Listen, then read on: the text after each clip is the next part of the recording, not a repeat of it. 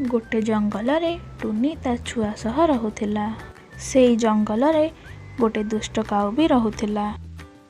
गोटे दिन टुनी ता छुआ सह जंगल रास्ता दे बजार को जाउथिला। जाऊ जाऊ रास्ता रे तांको गोटे छोट सुंदर चारा गछ देखागला। चारा गछ को देखिकी टुनीर छुआ कहिला, मामा मामा देख केते सुंदर गछटिए, चलो आमे ताको एठू उपाड़िकी आम जमीरे लगे दबा।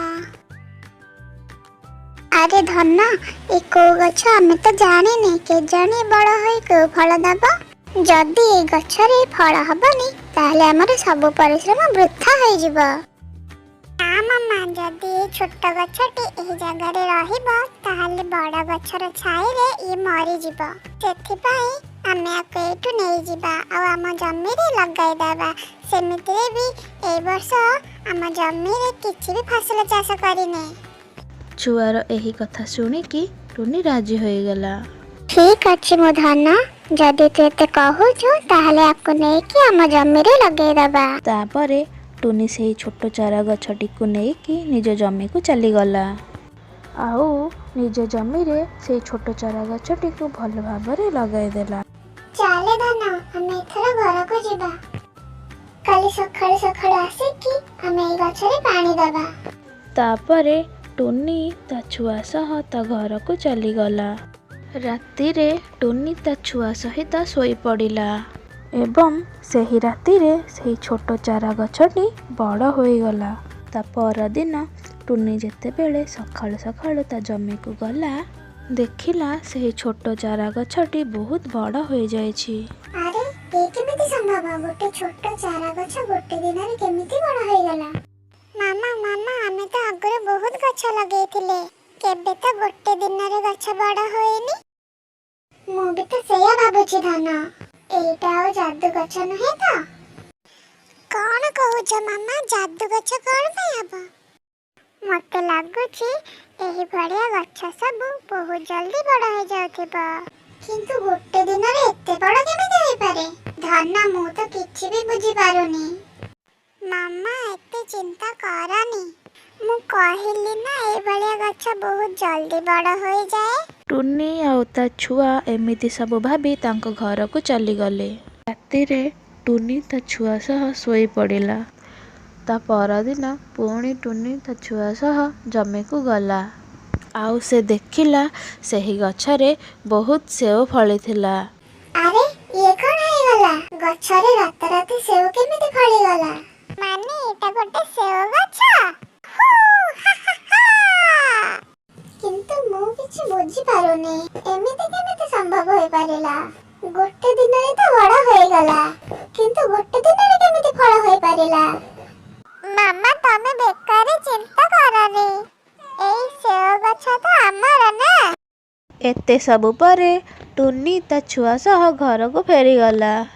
किछि समय परे काऊ टुनीर जमी रास्ता रे टुनी सहित देखा करबा को जाउथिला। आउ से सेठी गोटे सेव गछ देखिला। से देखिला सेही गछरे बहुत पाचिला सेव फली थिला। एते सेव देखिकी काऊर पाटिरु लाळ गळिला। अरे अरे टुनी जमी रे सेव गछ ए केमिति संभव होला? किछि दिन पूर्वरु तो देखिथिली टुनी जमी रे किछि भी गछ नथिला। एतिकी दिन रे गछ बड़ होय कि एथिरे सेव केमिति फली गला? ए सब भाबी कि मोर किछि भी लाभ नहीं। लाभ तो सेते बेले हबो जेबे टुनीर एही गछरु सबु सेव तोलिकी नै जिबी आउ बाजार रे बिकी देबी। हा हा। काऊ एमिति भाबिकी निज बसा को चली गला। किछि समय परे काऊ ता बसारु गोटे बाड़ी नेकी आसिला। एबे ठीक समय, आख पाखरे केही भी देखा जाउ नहांती। जाउची सबु सेउ बाजार रे बिकिकी पैसा आनिबी। आहा हा। एमिति कहिकी जेतेबेले काऊ जामुकोଳି तोଳିବାକୁ चेष्टा कला सेतेबेले गछ कहिला, हा हा हा। ଏ କାଉ ସେଓ ତଳେ ନା, ନହେଲେ ତ ମୃତ୍ୟୁ ସୁନିଶ୍ଚିତ। ଆରେ ଆଖପାଖରେ ତ କେହି ବି ନାହାନ୍ତି, ତାହେଲେ ଶବ୍ଦ କୋଉଠୁ ଆସୁଛି? ଦେଖେ ଏପଟେ ଦେଖେ ଦୁଷ୍ଟ କାଉ, ମୁଁ ସେଓ ଗଛ, ମୁଁ ହିଁ କହୁଛି। ଆରେ ଗଛ କେମିତି କଥା କହିପାରୁଛି? ମୋ ସହ ଏ କଣ ହଉଛି? ବଞ୍ଚାଅ ମତେ, ବଞ୍ଚାଅ! ତୁ ଗଛର ମାଲିକକୁ ନ ପଚାରିକି କାହିଁକି ସେଓ ତୋଳୁଥିଲୁ? ତୁ ଯାହା ସବୁ କହୁଥିଲୁ ମୁଁ ସବୁ ଶୁଣିଛି ଦୁଷ୍ଟ କାଉ। ମୁଁ ତତେ ଏବେ ଶାସ୍ତି ଦଉଛି। ନା ନା ନା, ମୁଁ ତ କିଛି ବି ବୁଝିପାରୁନି। ଏମିତି ଭାବିକି କାଉ ଦୌଡ଼ିବାକୁ ଚେଷ୍ଟା କଲା, କିନ୍ତୁ ଗଛ ତାକୁ ଯାଦୁ ଦ୍ୱାରା ପିଞ୍ଜରାରେ ବନ୍ଦୀ କରିଦେଲା। କିଛି ସମୟ ପରେ ଟୁନି ତା ଛୁଆ ସହ ଜମିକୁ ଯାଇକି ଦେଖିଲା, ସେଓ ଗଛ ପାଖରେ କାଉ ପିଞ୍ଜରାରେ ବନ୍ଦ ହୋଇକି ଥିଲା। ଆରେ କାଳୁ ଭାଇ, ତମେ ଏଇଠି କଣ କରୁଛ? ତମେ ଏହି ପିଞ୍ଜରାରେ କେମିତି ବନ୍ଦ ହୋଇଗଲ? ଟୁନି, ଟୁନି ମତେ ବଞ୍ଚାଅ। ଏହି ଗଛଟି ମତେ ପିଞ୍ଜରାରେ ବନ୍ଦ କରିଛି, ଆଉ ଏ କଥା ବି କହିପାରୁଛି। କଣ କହୁଛ ତମେ? ଗଛ କେମିତି କଥା କହିପାରିବ? ଆଉ ତମକୁ ପିଞ୍ଜରାରେ କେମିତି ବନ୍ଦ କରିପାରିବ? ଟୁନି, ଇଏ ମୋ ସହ କଥା ହେଲା, ଆଉ ଯାଦୁ ଶକ୍ତି ଦ୍ୱାରା ମତେ ପିଞ୍ଜରାରେ ବନ୍ଦ କରିଦେଲା। ମୁଁ ତ କିଛି ବି ବୁଝିପାରୁନି। ତାପରେ ଟୁନି ଗଛକୁ କହିଲା, ଗଛ ଭାଇ, ଓ ଗଛ ଭାଇ, କଣ ତମେ ସତରେ କାଳୁ ଭାଇକୁ ପିଞ୍ଜରାରେ ବନ୍ଦ କରିଛ? ଟୁନି ପଚାରିବାରୁ ଗଛ କିଛି କହିଲାନି। ଦେଖିଲ କାଳୁ ଭାଇ, ଗଛ ତ କିଛି ବି କହିଲାନି। ତମେ ଦୁଷ୍ଟ, ତମକୁ ଆଉ କିଏ এই ପିଞ୍ଜରାରେ ବନ୍ଦ କରିଛି? ଆଉ ତମେ ଆମ ଗଛ ଉପରେ ଦୋଷ ଦଉଛ? ମତେ ବିଶ୍ୱାସ କର ଟୁନି, ଏଇ ଗଛଟି କଥା କହିପାରେ, ଆଉ ମତେ ପିଞ୍ଜରାରେ ବନ୍ଦୀ କରିଛି। ସେମାନେ ଏମିତି କଥା ହେଲା ବେଳେ ଗଛ କହିବାକୁ ଲାଗିଲା, ହା ହା ହା, କାଉ ଠିକ କହୁଛି, ମୁଁ କଥା କହିପାରେ, ଆଉ ମୁଁ ହିଁ କାଉକୁ ପିଞ୍ଜରାରେ ବନ୍ଦ କରିଛି। ଗଛଟି କହୁଥିବାର ଦେଖି ଟୁନି ଓ ତା ଛୁଆ ଡରିଗଲେ। ମାମା, ଓ ମାମା, ଗଛ କେମିତି କଥା କହୁଛି? ତାହେଲେ କାଳୁ ଭାଇ ଠିକ କହୁଥିଲେ, ଇଏ କୋଉ ସାଧାରଣ ଗଛ ନୁହେଁ। ମାମା, ମତେ ଡର ଲାଗୁଛି। ଡରନି, ଡରନି ମତେ, ମୁଁ କାହାର କିଛି ଅସୁବିଧା କରିବାକୁ ଚାହୁଁନି। ସେଓ ଗଛରୁ ଏହି କାଉ ସେଓ ଚୋରି କରୁଥିଲା, ସେଥିପାଇଁ ମୁଁ ତାକୁ ପିଞ୍ଜରାରେ ବନ୍ଦୀ କରିଲି। କିନ୍ତୁ ତମେ କିଏ? ଆଉ ତମେ କେମିତି କଥା କହିପାରୁଛ? ତାପରେ ଗଛ ସବୁ କଥା କହିଲା, ସେ କେମିତି ଗୋଟେ ଗଛ ହେଲା। ମୁଁ ତମ ଜଙ୍ଗଲର ପିଣ୍ଟୁ କାଉ। ଗୋଟେ ଦିନ ମୁଁ ଆଉ ମୋ ସାଙ୍ଗ ଗୋଟେ ଗଛରେ ବସିଥିଲୁ। ସେତେବେଳେ ମୁଁ ଦେଖିଲି ଜଣେ ବାବାଜୀ ଧ୍ୟାନ କରୁଥିଲେ। ଦେଖେ ଦେଖେ ଭାଇ, ସେ ବାବାଜୀ କଣ କରୁଛି? ହଁ ଭାଇ, ଦେଖିକି ତ ଲାଗୁଛି ସେ ବାବାଜୀ ଗୁଣି ସାଧନା କରୁଛି। ମୁଁ ଶୁଣିଛି ଏ ବାବାଜୀ ଗୋଟେ ବହୁତ ବଡ ଗୁଣିଆ।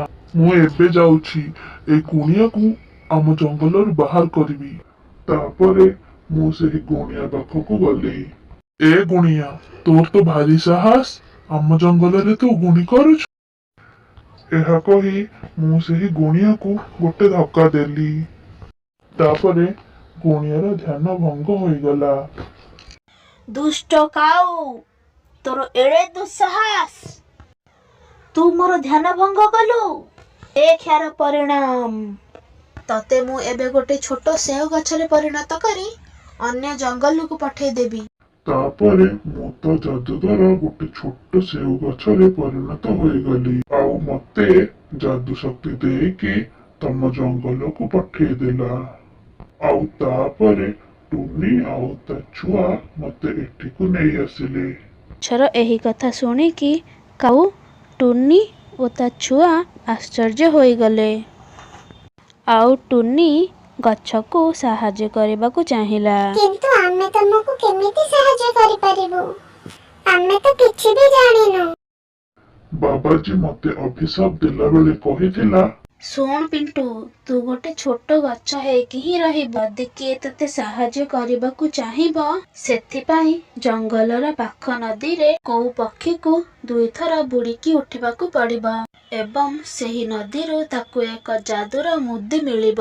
ତାହେଲେ ତୁ ଗଛରୁ କାଉ ରୂପକୁ ଆସିପାରିବୁ। ସେହି ମୁଦିକୁ ନେଇ ତୋ ମୂଳରେ ରଖିଲେ ତୁ ଆଉ ଥରେ କାଉ ରୂପରେ ପରିଣତ ହେଇପାରିବୁ। ଗଛର କଥା ଶୁଣିକି ଟୁନି କହିଲା, ଏ କଣ କହୁଛ ଗଛ ଭାଇ? ତାହେଲେ ଆମେ ଏବେ ହିଁ ନଦୀକୁ ଯାଉଛୁ, ଏଇ ମୁଦିକୁ ନେଇକି ଆସିବୁ। ଟୁନି ଟୁନି, ତୁମେ ମତେ ଏହି ପିଞ୍ଜରାରୁ ବାହାର କରିବାକୁ କୁହ। ମୁଁ ବି ତୁମ ସହ ଗଛର ସାହାଯ୍ୟ କରିବାକୁ ଚାହୁଁଛି।